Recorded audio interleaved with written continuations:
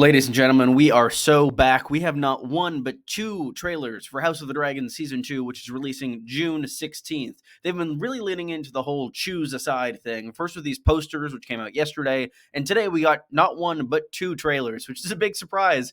I am very happy for this. All the more to analyze. Today I'm going to be going through and giving my thoughts on the trailers. I'm not going to do like a full breakdown. I'm not a huge fan of just going through frame by frame doing that, but rather I'm just going to give thoughts on what I have thoughts on.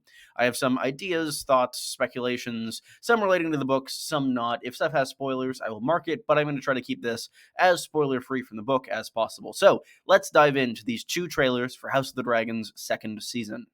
Before getting into the trailer itself, posters came out yesterday, and I did have thoughts about one of them specifically, Aegon and Kristen's poster, which A, goes way harder than it should, and B, I think there's something here that gives me at least a little theory as to something that might happen to Aegon in Season 2.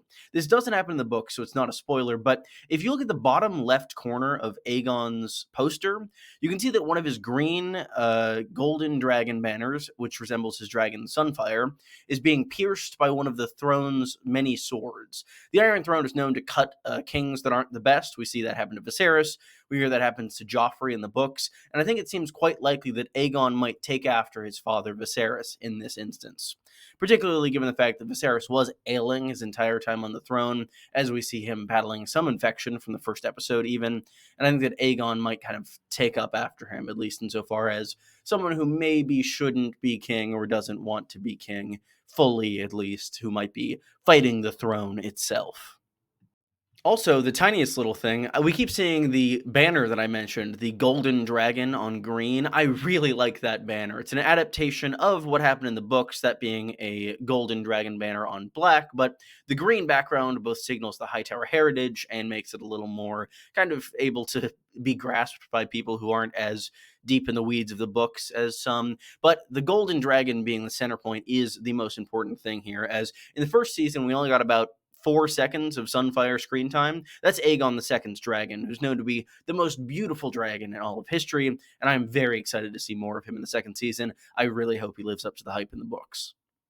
We did get more of a look at several dragons in the trailer. They've been a bit difficult to identify as we go through, but I think I have thoughts as to who a couple of them are. Specifically, the one at the end of the Team Green trailer looked very familiar to me at first. It looked as though it were Drogon, which was very interesting because Drogon is obviously not alive, because this is, I believe, 180 years before the main series. 170 at this point, actually. I got my timeline slightly mixed up. That isn't Drogon, but that is very likely Drogon's mother, the dragon Dreamfire, which is ridden by Queen Helena, Aegon's wife. She's a fairly old dragon. She belonged to a few people, most notably one of the wives of the old king Maegor the Cruel, who was the king before Jaehaerys. And overall, there is not much of a role that Dreamfire plays in the story as of the book, so I'm very excited to see if this role is expanded in Season 2 of House of the Dragon. We also got a better look at the sun and the moon. We see Sunfire in the green trailer as the dragon of King Aegon II that I talked about a little bit earlier. Really cool to see him. He's known as the most beautiful dragon in history, and given all that he gets up to in the war, Sunfire is, I think, my second favorite dragon of all time, behind Tessarion, who may or may not exist in this universe. Additionally, we see Moondancer, the dragon of Daemon's daughter, I believe Baela. I think it's Baela.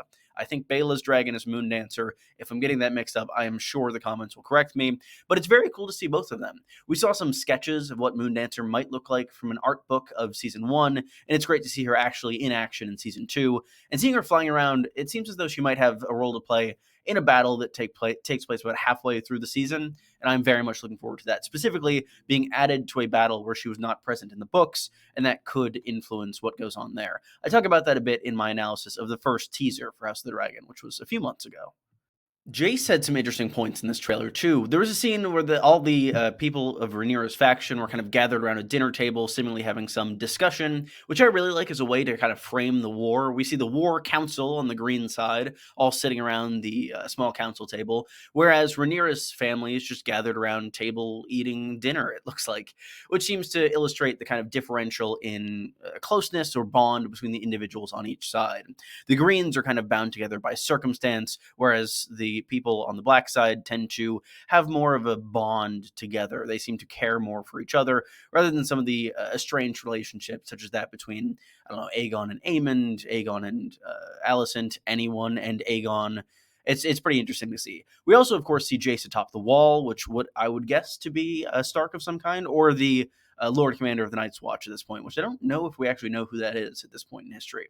So that'll be very cool to see, to be back in the world of the North, where we haven't been in a pretty long time. 5 years now? 6? I'm old. It's been a while since season 8.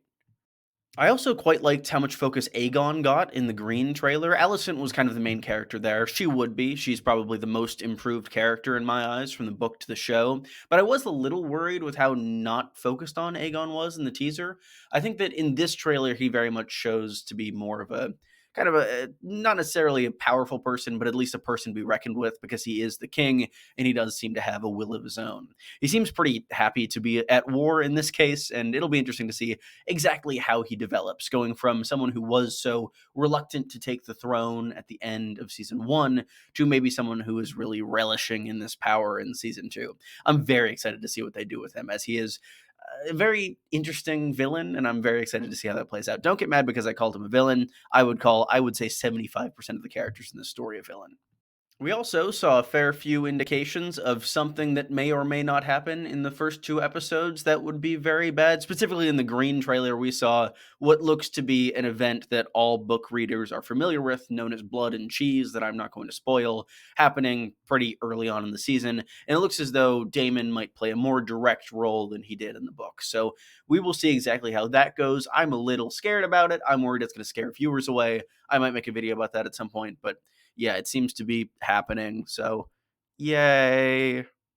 Also, we got to see in the trailer what my favorite dynamic from the dance is, which is Aemond and Kristen Cole. Because we saw them a little bit in the search for Aegon at the end of season 1 of House of the Dragon, but these two seem to have more of a connection going into season 2, and I think that they really bring out each other's worst qualities in a way, and in a way it's kind of very fun to watch. Specifically, all of their interactions in the trailer seem to be very much the energy of the one tweet saying, like, the people telling each other exactly. It's very great, and I'm very excited to see how they interact in season 2, as they tend to encourage each other to maybe be a little more impulsive, maybe not really think things through, and yeah, that'll be fun. We did see a good bit of Bela in this trailer and the initial teaser, but I hope we see more Reyna as well. She really hasn't been featured in any of this, and I think the relationship between these two twins and their father Daemon could be really interesting to see in season 2 and in the future of the series generally, especially given the fact that one of them at present has a dragon and one of them does not. We'll see whether or not Reyna is able to claim or hatch a dragon at some point in the story, but I do think that that dynamic, the idea of having two siblings, one with a dragon, one without, is something that they did explore somewhat in season 1 with Aegon and Aemond, especially Aemond being made fun of for it.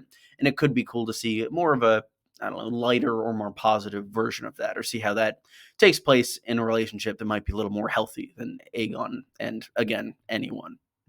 Overall, I am pumped for House of the Dragon Season 2. Both of these trailers were fantastic, and I really don't... I'm just excited to have 2, and I'm pumped that it's coming out so soon. June 16th is way sooner than I expected. I was bracing myself for an August release date when they said summer, but overall, this is going to be fantastic.